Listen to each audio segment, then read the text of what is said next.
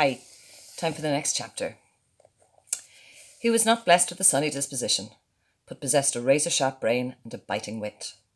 His role in life could best be described as a part-time travelling farm worker. How much he travelled and for how long he worked was entirely of Dan's own choosing. He was a free spirit and marched to the sound of his own drum. Trade unions would have been completely unnecessary to Dan because if conditions did not suit him, he just moved on. He was master of his own destiny, but he never wronged anybody and he was completely honest. Dan came to our house a couple of times a year, and the length of his stay depended on many factors. His wardrobe consisted of a brown paper bag containing his spare shirt, which he entrusted to my mother on arrival, and demanded back when he made his sometimes hasty exit. Some people believe in making an entrance, but Dan was one for making an exit, and his parting shot was always, "Give me my shirt, I'm going." He usually arrived at Christmas time because then he had the farmyard more or less to himself. At that time, farm workers went home on Christmas Eve and did not return until the 1st of February, which was the beginning of the working year, and Dan would survive longer if he had only my father to contend with, though even he was too much at times. At the end of our house was a large room where my brother slept, with a bay window opening onto the garden. There was always a spare bed in the room, and some mornings Dan would be in the bed, having arrived during the night without disturbing anyone. More mornings the bed would have been slept in, but Dan missing, as he would have gone to bring in the cows for the early milking. He was a light sleeper and an early riser, and when he had the cows brought in, he'd rattle around the kitchen and make such an infernal racket that he would wake the whole household. If anyone complained, the only satisfaction Dan gave them was to remark, "Don't be sleeping your life away." Among the other farmhouses that he favoured with his presence was a widow woman who lived across the river from us. She was very mean where food was concerned, and Dan enjoyed dragging the last bite from her. One day for dinner she gave him a huge plate of cabbage, which was plentiful on the farm, and a tiny bit of beef. Dan demanded more beef, and got a little, with still more cabbage, and when he demanded more beef again, she said, "Dan, that heifer will be bellowing inside you if you eat any more beef." "Jacus me, ma'am," Dan snorted. "If she will, it won't be because she's looking for cabbage." Eventually he got fed up with the widow woman, and one morning, bright and early, demanded his shirt and was gone. She met him a couple of months later in town and complained bitterly about how wrong it had been of him to desert her when she had needed him so badly. Dan drew himself up to his full 5'2", and, glaring at her from under his bushy eyebrows, he snapped, "Madam, I deserted the King of England, so where does that leave you?"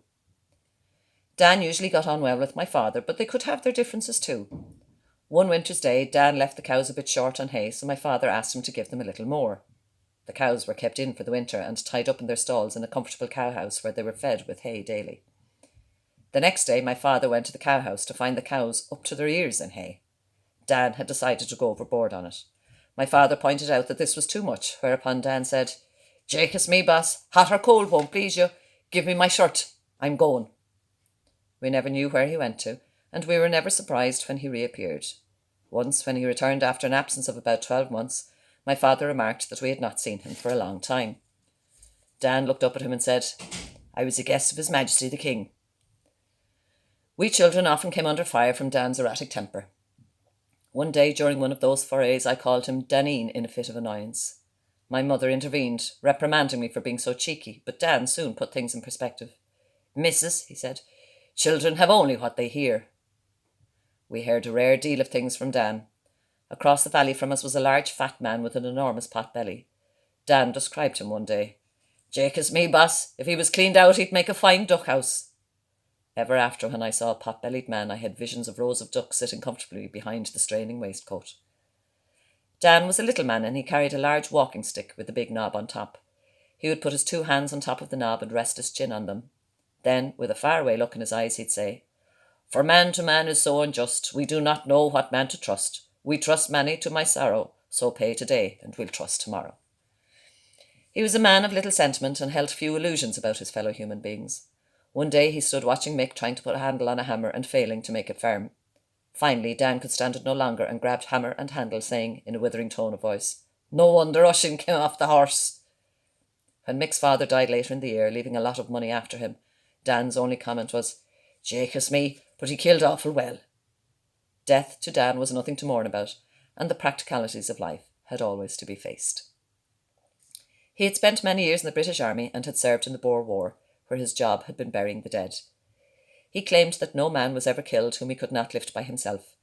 He was able to shift bags of coal and meal effortlessly as a result of the muscles he developed lifting dead Englishmen. A bag of coal, Dan declared, was a tidy bundle compared to a gangling corpse. After the excitement of the war, Dan, with his appetite for the unusual, found the army boring, so he deserted. On the night of his return to his home village, he met up with his old buddies and got uproariously drunk.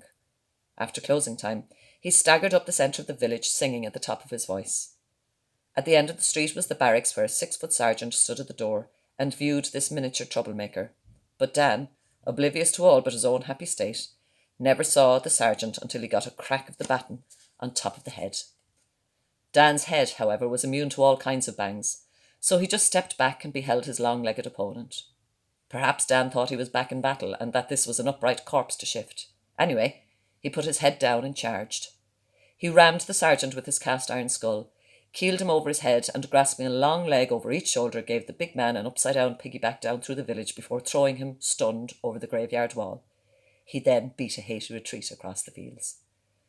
Needless to mention, this encounter did not endear him to the law, who were also after him for desertion from the army. Dan enjoyed the chase, and if he passed a barracks late at night, he loved to leave a note on the door to annoy the occupants. The great Dan passed this way. But finally, he was caught, court-martialled, and sent to jail. The policeman who had been taken for the piggyback informed the army sergeant who took Dan into custody that Dan had broken his mother's heart. This piece of information confirmed the sergeant's already low opinion of Dan, and when he marched the reluctant soldier around the barrack square, he shouted, "Man, you broke your mother's heart, but you won't break mine." But neither could he break Dan, because Dan thrived on controversy and clamper. Finally, the army gave up on him, and, after putting him on bread and water for a month, discharged him. But as Dan loved a good fight, especially with someone in uniform, he was often a guest of the prison services and of His Majesty.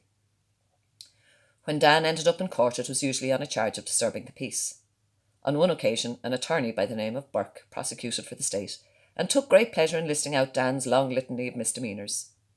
Burke had a dark scar on his cheek as a result of a brawl in his student days.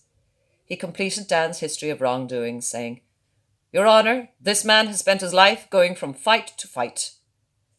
"But," Dan shouted across the court, "at least I brought a clean face out of all of them." The entire court was highly amused, including the judge, who had often suffered the long-winded, pompous Burke. The case was dismissed. Dan had one special fighting partner whom he called the Boar.